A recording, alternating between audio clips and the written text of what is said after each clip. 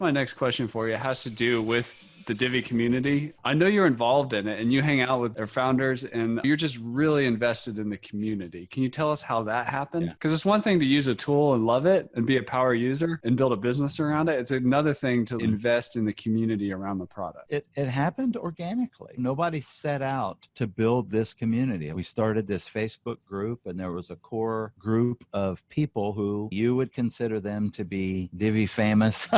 Most people know most of these people. Those core people, we were there from the beginning. Several people came a year after the community already had 10,000 members in it. They still have succeeded massively because the community is so awesome. They didn't have the mindset of, oh man, everybody's already done this already. I can't help out or do anything here. They dove in. They became a part of. They started being helpful and helped the community grow even more to where it is today. So if you're looking at something from the outside looking in, don't have the mindset of, man, it's already been done. There's no room for me in there. You need to lose that mindset, because I'm telling you, WordPress is awesome. Divi is awesome. And even if there's 10 million people in there, there's still room for you to do your thing.